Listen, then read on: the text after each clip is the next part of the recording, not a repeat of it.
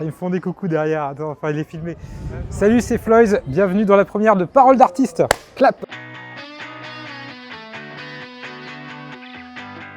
Je suis un artiste photographe, j'habite à Paris depuis pas très longtemps et j'ai commencé la photo super jeune, j'avais 14 ans, je me suis intéressé au cinéma, je devais avoir genre 8 ans et voilà, je suis resté un grand enfant, un enfant qui a grandi. Alors Floyd, la genèse, ça serait un peu long, t'as 3 heures devant toi. Bon, on va essayer de le résumer. J'ai démarré la photo donc quand j'étais gamin, je passais mon temps dans les salles de cinéma et à 8-9 ans, gros déclic. Non, peut-être 12, je sais plus, ça fait trop loin. Bref, je passais mon temps à lire des magazines de photos, des magazines de cinéma, d'effets spéciaux. Et un jour, genre je crois que j'ai 12 ans, je suis dans un cinéma, comme d'habitude, tu vois, le cinéma de village, et il se trouve que je me retrouve tout seul dans le ciné. Et le gars a été cool, il a accepté de projeter en fait le film. Et je me suis retrouvé devant la Cité des Enfants Perdus, seul dans la salle de ciné. J'ai 12 ans et là j'ai un gros choc et je me dis waouh, la claque, c'est ça que je veux faire. Ce qui m'a amené à la photo, c'est tout simplement un jour j'ai un ami de mes parents, alors moi je voulais faire du cinéma mais ça me paraissait tellement inaccessible. Et un jour j'ai un ami de mes parents qui arrive, il a un appareil photo, il a un Pentax P30T. Je te recommande ce boîtier, toi qui es derrière ta caméra ou devant la chaîne. Franchement, si tu veux faire de l'analogique, donc si tu veux faire de l'argentique, que tu n'as pas des gros budgets, tu prends un Pentax P30T, c'est de la balle. Donc bref, Pentax P30T avec l'objectif démontable, je vois ça et là je fais oh, deuxième grosse claque quoi. Tu vois, je veux le toucher, je veux l'avoir et tout, je tape mes parents pour qu'ils m'achètent et mon père me dit non, je veux faire de la photo, commence avec un jetable. Et du coup, j'ai pris le jetable et je suis parti faire des photos comme un dingue. Alors, style de photo, c'est dur comme question parce que je suis un touche-à-tout. J'ai commencé par faire de la photo de pub, donc je faisais des campagnes pour du parfum. Et aujourd'hui, je me concentre plutôt sur du portrait. Je fais du portrait et du nu principalement, mais avec mon traitement particulier parce que je suis quelqu'un de très tactile. Je suis tactile jusque dans ma carte de visite, tu vois, où quand tu passes ton doigt, tu sens mon nom en relief, que j'ai travaillé. J'ai tout le temps été attiré par la matière, c'est ce qui m'a attiré, c'était l'argentique, la pellicule, le rapport au film. Et donc du coup, j'ai gardé un peu cet esprit-là et je travaille avec des procédés anciens.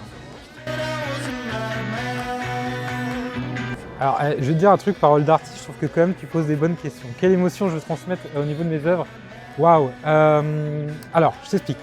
J'ai fait mes photos, mes trucs et tout, et là, on est là récemment dans les dernières années.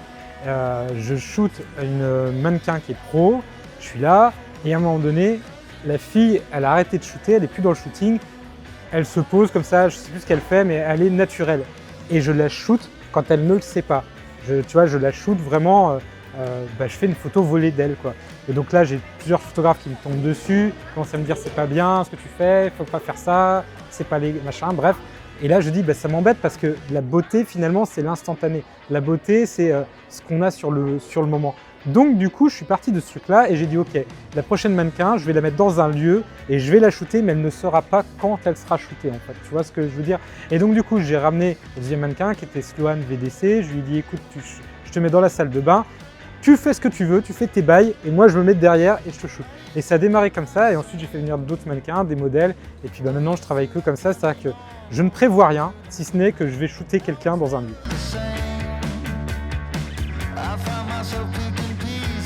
Ça a tout le temps été ça, c'est les détails en fait. Tu vois par exemple quand j'étais ado et que je traînais en club, discothèque, tous ces trucs-là, j'étais fasciné par les filles qui laissaient leurs bretelles de soutif dépasser sur l'épaule. J'ai tout le temps été fasciné par les petits détails, une fille qui va être habillée avec juste le nombril apparent, tout ça, j'ai une espèce de fétichisme du détail en fait. Et quand je me suis mis à travailler sur le parfum, j'adorais ça parce que j'allais chercher du détail dans le détail.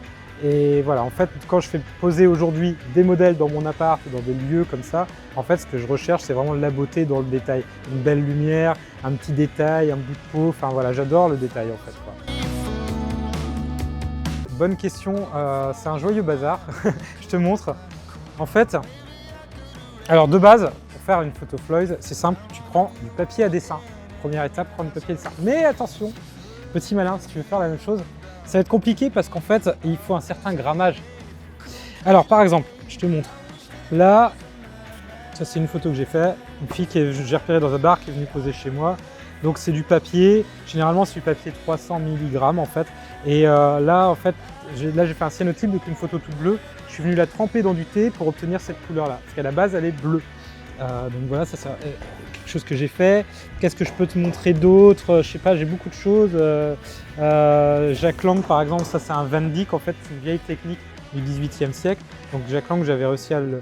Il était là, il était de passage, il a accepté de poser et je l'ai photographié, c'était plutôt cool. Et qu'est-ce que je peux te montrer d'autre? Ah ouais, si, il faut absolument que je te montre ça. Il faut que tu vois ça, regarde ça. C'est une de mes photos de ma toute première expo que j'avais montée en une semaine. Et en gros, si tu veux, en fait, on est sur de l'argyrotype, un dérivé du Van Dyck, donc un procédé du 18e siècle. Et en fait, pour avoir ces gouttes là, tu sais comment je les ai eues? Bah, tout simplement, j'ai balancé de la chimie dessus, quoi. J'ai balancé le fixateur et c'est ces gouttes de fixateur qui donnent ça. Donc le principe, c'est que j'étale de la chimie sur une feuille à dessin et je fais ma photo avec ça.